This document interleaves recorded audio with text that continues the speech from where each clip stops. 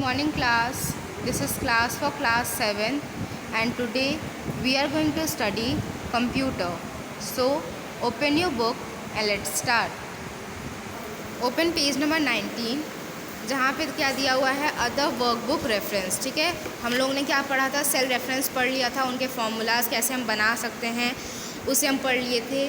फिर क्या क्या टाइप्स ऑफ रेफरेंसेस होते हैं उसे भी हम लोगों ने पढ़ लिया था. ठीक है, क्या क्या टाइप्स ऑफ रेफरेंसेस होते हैं. फर्स्ट है रिलेटिव रेफरेंस, सेकंड है एब्सोल्यूट रेफरेंस एंड थर्ड है मिक्स्ड रेफरेंस. रिलेटिव रेफरेंस मतलब अगर हम सेल एड्रेस का यूज़ करके हम कोई फॉर्मूला क्रिएट करते हैं तो हम उसे रिलेटिव रेफरेंस कहते हैं. जब एब्सोल्यूट रेफरेंस में हम क्या यूज़ करते हैं, डॉलर का यूज़ करते हैं, तब हम क्या कह सकते हैं, उसे एब्सोल्यूट रेफरेंस कह सकते हैं.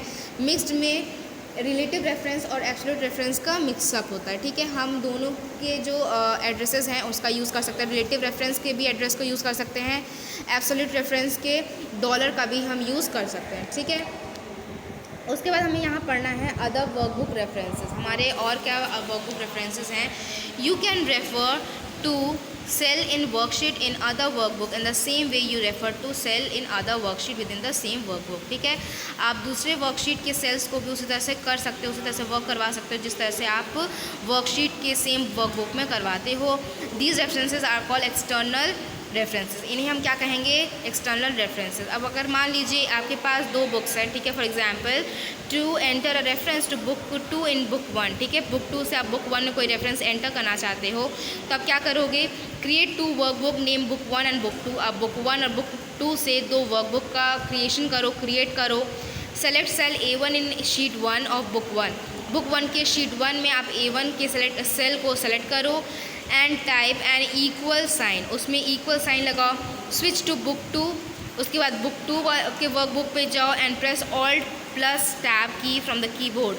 ऑल्ट प्लस टैब की जो है आपको किससे क्लिक करना है, कीबोर्ड में जो आपके ऑल्ट और टैब कीज़ होते हैं उनमें से आपको क्या करना है, ऑल्ट और टैब की को क्लिक करना है. कहाँ पे जाके, बुक 2 पे जाके. Click to select a all 2. ठीक है, मतलब सबसे पहले आप क्या करोगे, बुक 1 और बुक 2 का क्रिएशन करोगे, उन दो वर्कबुक्स का क्रिएट करोगे. उसके बाद बुक 1 में शीट 1 में जाके A1 को सेलेक्ट करोगे और बुक 2 में शिफ्ट होने के लिए आप क्या करोगे, अपने कीबोर्ड से ऑल्ट प्लस टैब की को क्लिक करोगे तो आप कहाँ पहुँच जाओगे, बुक 2 में पहुँच जाओगे. उस बुक 2 में आपको A2 को अब सेलेक्ट करना है. एंटर करोगे. After you press enter key your formula in book 1 cell 1 A1 should be. ठीक है, आप जैसे ही एंटर को क्लिक करोगे आपके बुक 1 में सेल A1 में आपका जो फॉर्मूला है वो क्या आ जाएगा, ब्रैकेट में आएगा book 2 sheet 1 exclamatory mark $A $2. ठीक है, तो इस तरह से हम क्या कर सकते हैं, अदर वर्कबुक रेफरेंस का यूज़ हम कर सकते हैं. फिर ये दिया है this reference has 3 part. In reference का 3 पार्ट्स होते हैं. The workbook, book 2 in square bracket. ठीक है, 3 पार्ट्स बोल सकते हैं. बुक 2 जो है वो स्क्वायर ब्रैकेट में लिखा रहता है.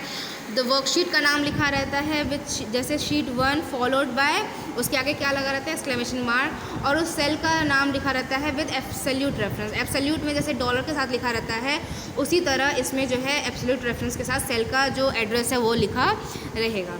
Hence, referencing cell in external workbook is done by selecting the workbook, then worksheet and then the cell you want to लिख reference to. इसलिए referencing cell कैसे हो सकते हैं, external workbook में सबसे पहले workbook को select करता है, workbook बताएगा, फिर sheet बताएगा worksheet और उसके बाद आपका cell के बारे में बताएगा. ठीक है, फंक्शंस क्या है, functions are predefined formulas in Excel to perform both simple and complex calculation.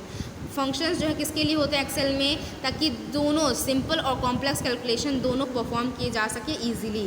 They accept arguments and return values. वो क्या कर सकते हैं, आर्ग्यूमेंट्स को, कॉम्प्लेक्सिटी को एक्सेप्ट करते हैं और वैल्यूज़ जो भी आती हैं उन्हें हम तक पहुंचाते हैं. Arguments are input to functions. Arguments क्या है, वो हमारे इनपुट्स हो सकते हैं जो हम क्या कर सकते हैं, कंप्यूटर तक पहुंचाते हैं. किसके लिए, फंक्शंस के लिए, फंक्शन उस पर करने के लिए.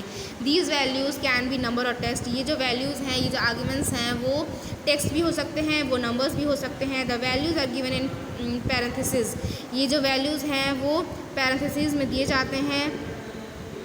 Return value display the function output. जो रिटर्न वैल्यू हम तक आती है, जो रिज़ल्ट आता है, वही क्या होता है, हमारा फंक्शन आउटपुट होता है। अब क्या क्या रूल्स होते हैं फंक्शंस में? All Excel function must begin with sign is equal to. जितने भी एक्सेल फंक्शंस हैं वो सब किससे स्टार्ट होंगे? इज इक्वल टू साइन से यूज़ होंगे, स्टार्ट होंगे। Function name must be valid Excel name. Function name में एक्सेल नेम जो है वो वैलिड होना चाहिए, कुछ भी नहीं रख सकते हैं। Function must be followed by opening and closing parenthesis. ठीक है, फंक्शन जो है वो ओपनिंग और क्लोजिंग पैरेंथेसिस को फॉलो करना चाहिए। Function must contain an argument within it. Function में आर्ग्यूमेंट भी होना चाहिए। MS Excel provide the following categories of function. MS Excel क्या करता है? कैटेगरीज जो है फंक्शंस की उन्हें फॉलो करता है। कौन कौन से फंक्शंस होते हैं? Statistical function calculate the maximum, minimum, average etcetera of a set of numeric data. ठीक है, कैलकुलेट क्या करता है? मैक्सिमम, मिनिमम, एवरेज एक्सेट्रा, ये सारे सेट्स जो हैं वो कौन करता है? न्यूमेरिक डेटा को जो कैलकुलेट करता है उसे हम क्या कहेंगे? Statistical function. ठीक है, फाइनेंशियल फंक्शंस क्या चीज़ कैलकुलेट करता है? Calculate interest on loan, number of instalment of a loan, the amount of every instalment etcetera. ये लोन से रिलेटेड जो इंटरेस्ट हो गया या नंबर ऑफ इंस्टॉलमेंट हो गया या कितना अमाउंट है इंस्टॉलमेंट का, उससे कैलकुलेट करने के लिए हम फाइनेंशियल फंक्शन का यूज़ करते हैं। Data and time function calculate the day, month and year in a date and the hour, minute, second in a particular time. Date and time से ही पता चल रहा है। डेट और टाइम को कैलकुलेट करने के लिए क्या किया जाता है? डेट और फंक्शन का यूज़ किया जाता है। Mathematical function calculate the square root और absolute value of a number. Mathematical calculations क्या होते हैं? जो स्क्वायर रूट या absolute values of number, product of number को कैलकुलेट करते होंगे, उन्हें मैथमेटिकल फंक्शंस बोलते हैं। Logical function evaluate condition such as x is more than 5 and give the result as true और फॉल्स। ठीक है, अगर आपको ट्रू फॉल्स जानना हो, जैसे इवैल्यूएट करना हुआ कि x जो है वो 5 से ज़्यादा है तो ये ट्रू है या फॉल्स है, तो इन सारी चीज़ों का कैलकुलेशन कौन सा फंक्शन करता है? Logical function. टेक्स्ट फंक्शन क्या करता है? Perform a number of operation on string that is collection of characters like hello, friend, computer etcetera. जो डिफरेंट ऑपरेशंस है, स्ट्रिंग्स हैं, उनमें उसके लिए परफॉर्म करता है।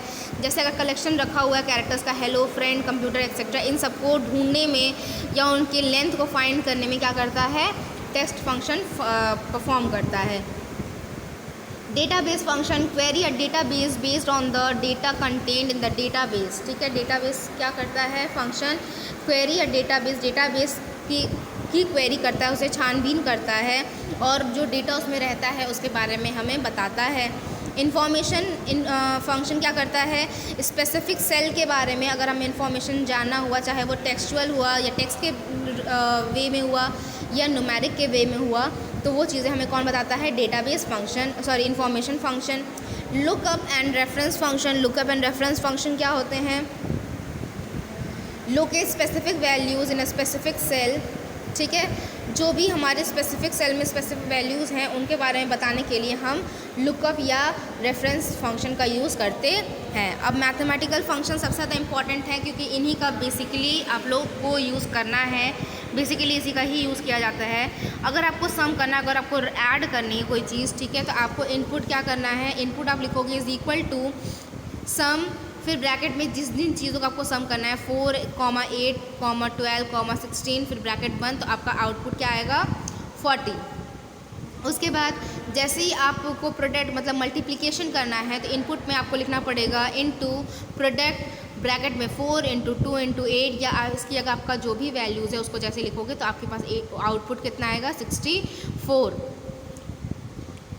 उसके बाद अगर आपको डिवाइड करना है, it return the reminder after the number is divided by the divisor. अच्छा सॉरी, अगर आपको क्या करना है? डिवाइड करना है, तो डिवाइड के बाद आपका जो रिमाइंडर बचेगा वो आपका मोड में शो करेगा। ठीक है, MOD मोड में आपका वही शो करेगा। तो आपको क्या करना है? अगर मान लीजिए 2 नंबर्स दिए हैं और आपको उसका रिमाइंडर का पता करना है, तो आपको क्या करना है? Is equal to mod bracket में उन 2 नंबर्स को लिखना है जिसका डिवीज़न किया जाएगा।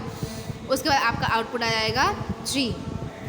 अगर आपको स्क्वायर रूट के बारे में जानना हुआ तो क्या करोगे? Is equal to SQRT। Square root का शॉर्ट फॉर्म है SQRT, उसको लिखोगे, फिर ब्रैकेट में लिखोगे 81, तो आपका आउटपुट क्या आ जाएगा? 9। उसके बाद आपको क्या करना है, अगर इंटीजर वैल्यू पता करनी है, ठीक है, इंटीजर क्या होगी उसकी, ठीक है, तो क्या करोगे आप लोग, इनपुट में is equal to INT bracket में 14.25, आपके पास जो भी वैल्यू है जिसका भी इंटीजर आपको पता करना है लिखोगे तो आपका आउटपुट आ जाएगा 14।